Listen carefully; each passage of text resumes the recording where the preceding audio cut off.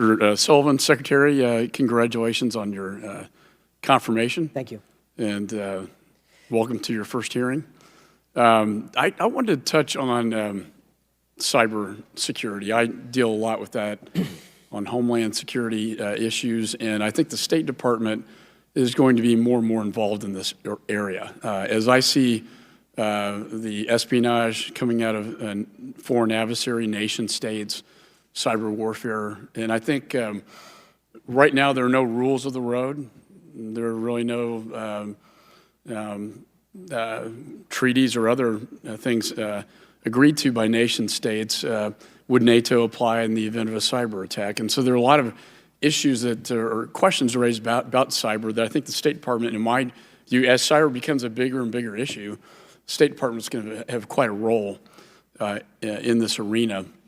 So I want to ask you about what you envision the future at State to be on that issue. I know there's an Office of Cyber Coordination for Cyber Issues that's being sort of downplayed with another office.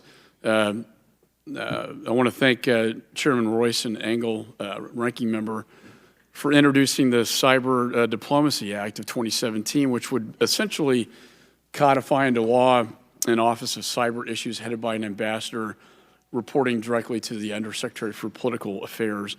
I'm not sure I want to put you quite on the spot with that bill itself, but can you give me your thoughts on the direction moving forward? And I've spoken to the Secretary about this, and we've had a number of conversations about the need to elevate this issue within the State Department, cyber broadly defined, not only our cyber defense, but our cyber diplomacy and our interaction with the Department of Defense on cyber issues. And my expectation is that part of our redesign, we will elevate to a Senate-confirmed level the role, and we'll have to figure out what the title is and where it figures in the bureaucracy, but our commitment is to elevate and provide the appropriate resources for leadership on this essential issue. I think that's excellent, because this is no longer just a FBI, Homeland, NSA issue. It's really a State Department issue, and so I'm very pleased to hear that. Secondly, as I look at hotspots, and particularly in Africa, but these fragile states, out of destabilization rises insurgencies and terrorists, safe havens and vacuums. Can you tell me what the State Department will be doing with USAID to help with foreign assistance programs to help stabilize this destabilization? It seems to me would be a very good use of our money rather than have to deal with the terrorism insurgencies after the fact. Well, I'll give you a current example about our planning for a post-ISIS Syria.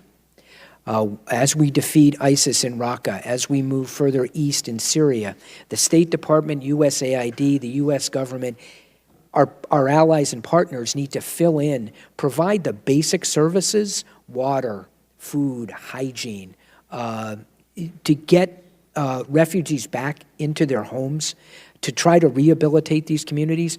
This isn't nation building. This is just basic human necessities to try to address the calamity that's been visited on these cities and these regions by an occupation by ISIS. And that's a role. That's where the State Department, USAID, and our allies and partners need to step up. The Defense Department and our allies and partners are defeating ISIS. We've got to be prepared to step in after that battle is won and take the ball from there. That's very, very good to hear that. I think that's an excellent approach. And I'll just make a quick statement because my time's running out. The Global Development Lab, I've been a strong supporter of that in the past, and I ask that you take a look at that in terms of State Department support. Be happy to. Thank you, Congressman. Thank you, sir.